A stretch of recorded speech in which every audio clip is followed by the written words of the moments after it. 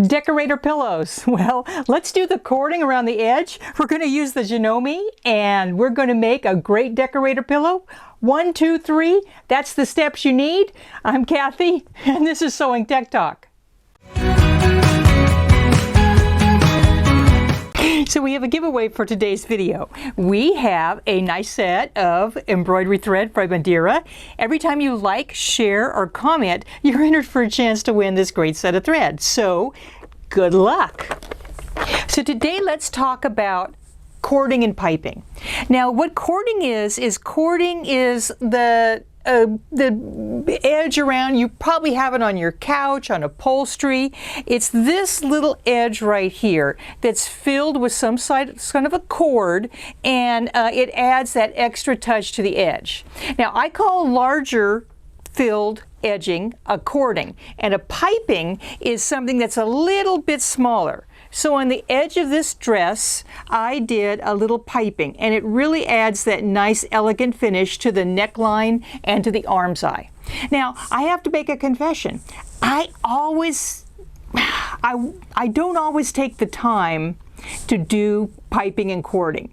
I just kind of sometimes want the job to be finished, and so I just go ahead and finish the project because it is just an extra step. But every time I do add piping or cording, I'm so much happier with the finished results. And it's really not that challenging to do. It's basically 3 steps. We're going to actually make the cording. We're going to cut some bias and make our own cording. I generally sew it to the project as a basting, and then I come in with my finish putting the layers together. We'll do all that. We're going to work on the Janome 4120 QDC today, and so we'll set up that machine to give us really great results on some cording. I'm going to put cording around this great pillow. I made this puppy. That's another video. That's the photo stitch video.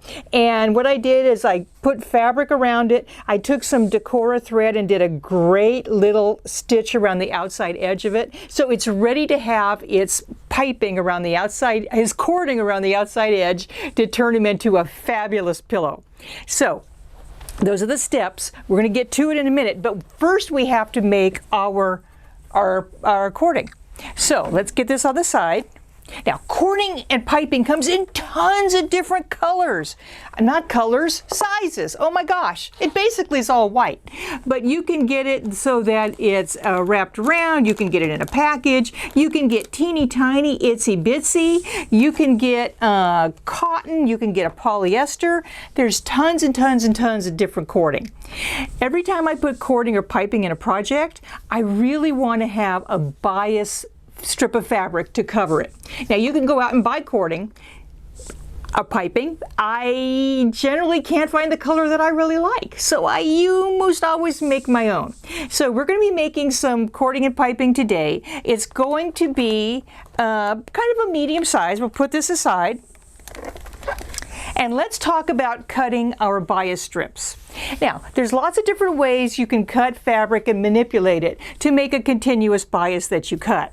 I generally have to look that up every time. So basically what I do is something that I find very simple. I cut a square of fabric, and then on that square of fabric, I take my rotary cutter and ruler, and I literally just cut that square of fabric on the diagonal so that I have 2 equal triangles. Now, this edge right here is the bias edge. That's the edge that I want to have on to cover my cording or my piping. So what do I do? So what I do is I cut it in half, and then I take these and I take them and I just put them switch-o, change-o, side to side, just like that. So I have kind of a parallelogram. What I'm going to do is I'm going to cut along this edge, and then I'm going to sew my pieces together. But I can take care of one seam right away. I can sew these 2 together by flipping it over and just sewing right along that edge. Now, after I've done that, all I have to do is cut, cut, cut, and I'm going to have my perfect piping. I've already started that, and let me show you how that works. Through the magic of television, I've already started to cut some. So there's my piece. It looks a little skinny, right? Because I've already been cutting off my pieces. So basically all you have to do is take your mighty ruler, decide how big your bias piece needs to be. Obviously, it needs to be big enough to cover over the edge of your cording. So this one that I'm cutting is 1.5 inches wide. That's pretty good. I find that pretty good for a medium-sized cord. So now, all I'm going to do is take this. There's my seam on the back. I've opened it up. And if this is too long for my ruler, I just fold it up, bring it on up, take away the little bits, take my mighty rotary cutter and ruler, and what I'm going to do is line up this edge, and I'm just going to cut a strip that's 1.5 inches wide. And I keep cutting all across. So let me cut 2 and I'll show you how we join them.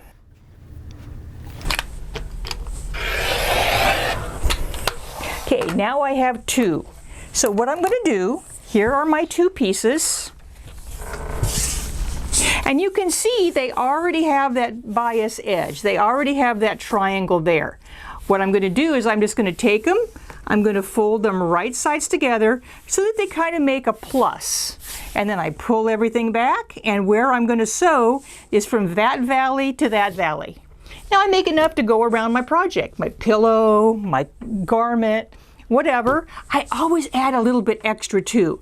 Now when we get to the machine, we're going to head over to the machine right now.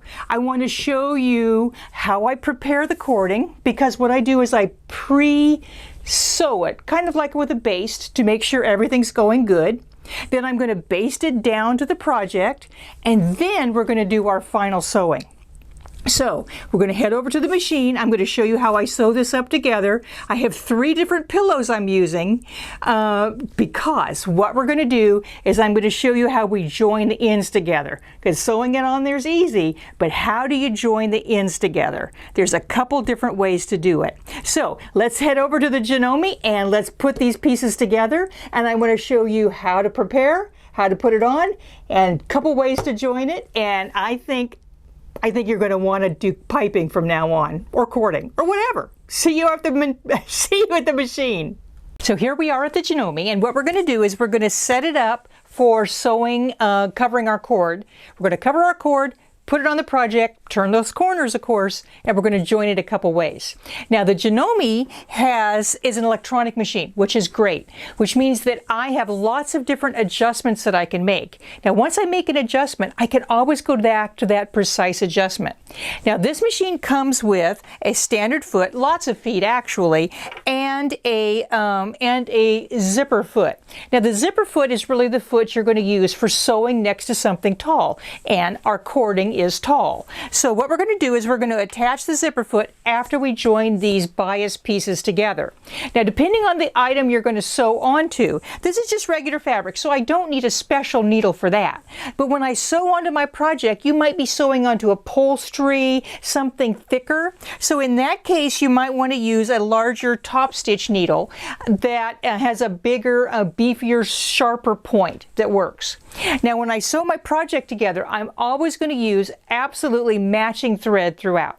That's key to this project because you don't want your thread to show. Now I'm going to use a lighter thread when I sew these pieces together and I make my cording, but for my real project, I'm definitely going to use absolutely matching brown thread to my brown piping. So the other thing that comes with this Janome is it comes with a pretty nice extra package, which is the quilting attachments, and it comes with a really, really nice long seam guide. I'm going to find that super, super useful. So here it is. It is a long seam guide, and it attaches right on this side with this screw, and everything comes with. It's a nice long seam guide, so it's going to work really, really well.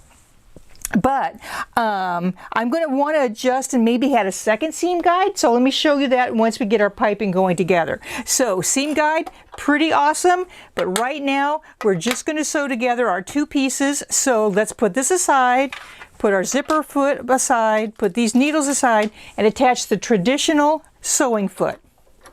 Now, like I said over there at the table, what we're going to do is we're going to join these 2 pieces together. We're going to put right sides together, just like this, and I'm going to sew from the dip here to the dip right in there. And let's get that under the foot of the machine.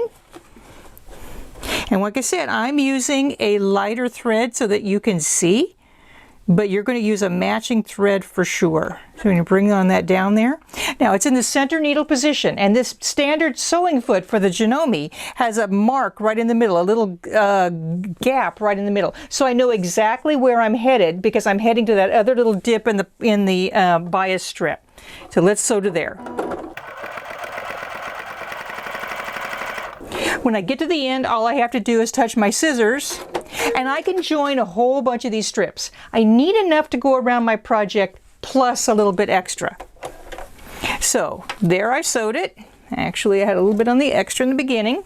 There it is. And what I'm going to do is I'm going to prepare these, open it on up, and I am going to cut off these tips, because you will see in a minute why I think that is kind of important. So there that is, and what we're going to do is we're going to cover over our cording just like that.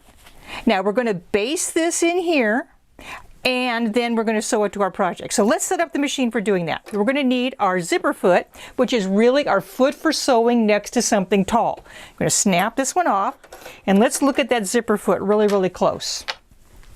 The great thing about this zipper foot is it has two places to attach. Now for putting in a zipper, it's meant for using a center needle position, which means you're coming right in that little spot there. For cording, I'm going to make it a little bit different. If you look on the back, you might notice that the one side is a little bit farther out and this side is a little bit closer to that edge. I'm going to use that to my advantage. So I'm going to attach it to this side. Now, if I keep the needle in the center needle position, I'm putting in a zipper. But I want to go all the way to that edge because I want to sew next to the tall cording. I have needle positioning in this machine by simply touching the button for the width, which is actually needle position, and that needle moved all the way over to the left, which means when I bring my cording up, let's get that prepared, that I'm going to sew, but I'm not going to sew right next to that cording because I'm just basting it in. So here's my cording.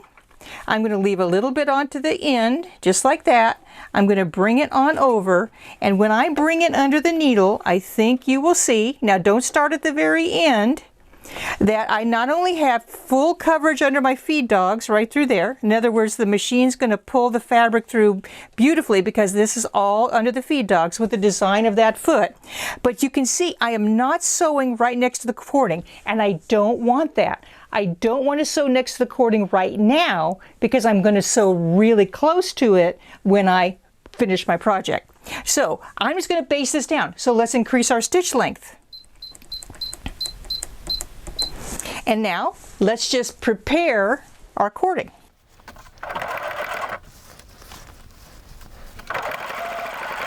So I have raw edges together, right sides together, the cording's right in there, and as I'm sewing, it's not going really, really close. But wouldn't it be nice if I had something to help me guide to make sure that I'm getting exactly what I want? So I have a couple options. I have this great little seam guide, and I'm going to put it right here, right along next to the foot, and tighten it on down, and it's going to help me put that place that raw edges right exactly where I want them. But what if I put it on this side? Well, there's no place to attach it on that side. So what I can do is get a piece of embroidery tape. This is repositionable tape, and I'm going to set it up right there, and I'm going to put a piece of tape on the machine to hold that cording right next to that foot.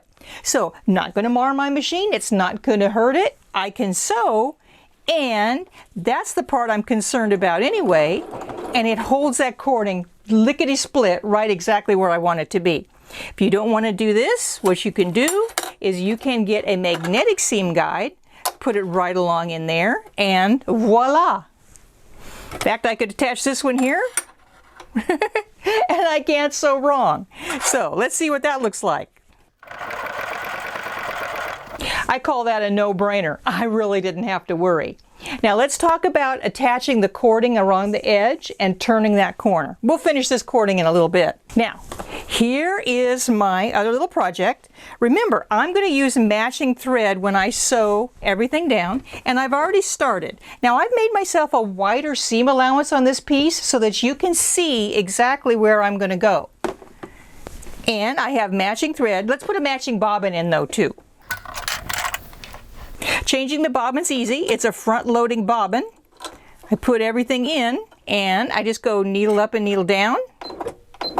Pulls that bobbin up right away and I'm ready to sew. Now I'm still basting this down to the front of my pillow. I'm not doing my final sew yet. So I'm going to need to leave the needle in the exact same position.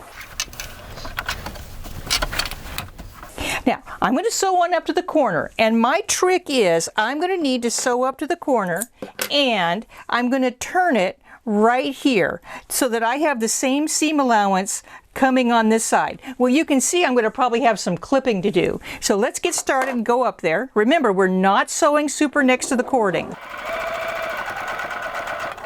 Now, I judge just about how far that seam allowance is.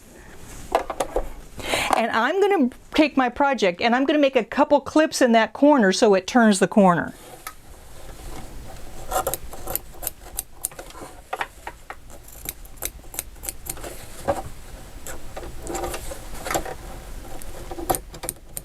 It doesn't have to be pretty. Make sure you don't clip any closer to the cording than you have that basting stitch. Another advantage to doing the basting stitch. Now when I turn the corner, I'm going to bring it around, pull it around, and it looks like I have just about the right seam allowance on this side. Now see how this is all wrinkly and icky looking?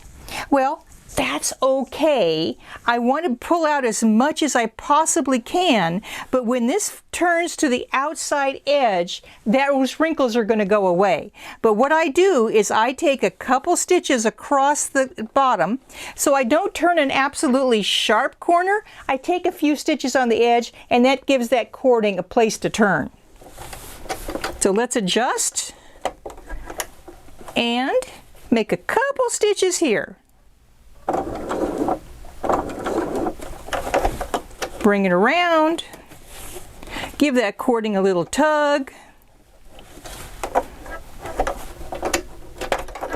and stitch on. Now, let's get to the part where we're going to join.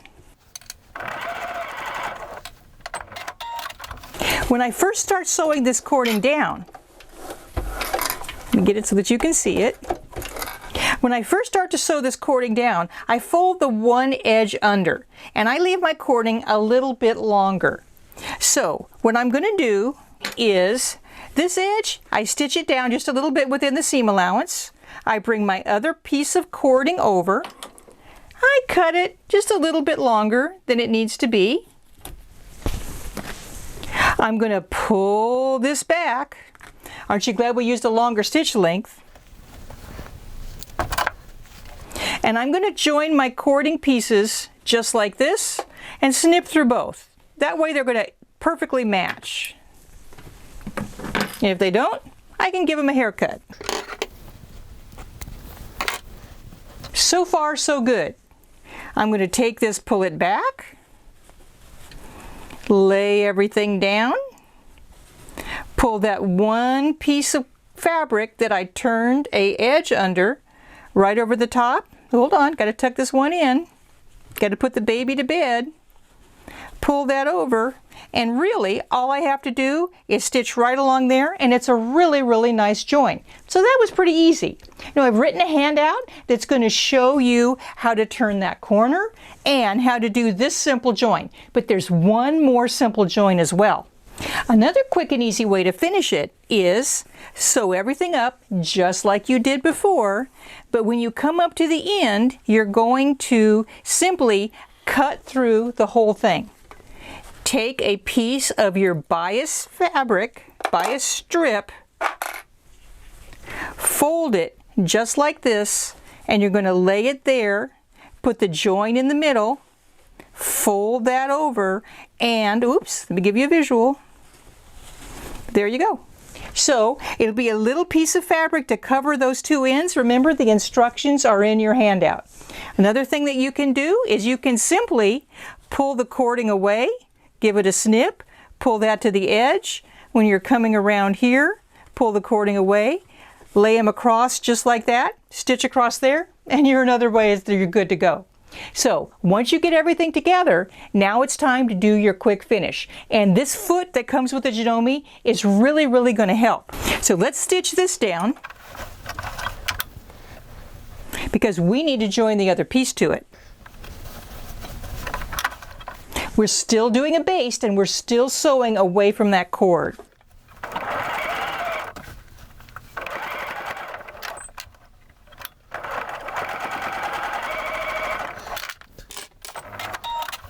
All right, now let's put the other piece on. Now what we're going to do this time is we're going to go to the other side of that foot, because remember it was closer. So let's take our backing to our pillow. What you're going to do is you're going to take the backing to the pillow. Now if you want a zipper, there's a video for that as well. So we're going to line up our backing of our pillow. Use some of those wonder clips to hold it where we need to be, and you can see, you can kind of feel and see right where that cord is. So we're just going to sew a little bit so I can show you the magic of using the other side of this foot. So I'm going to use the other side of the foot, so let's move it over.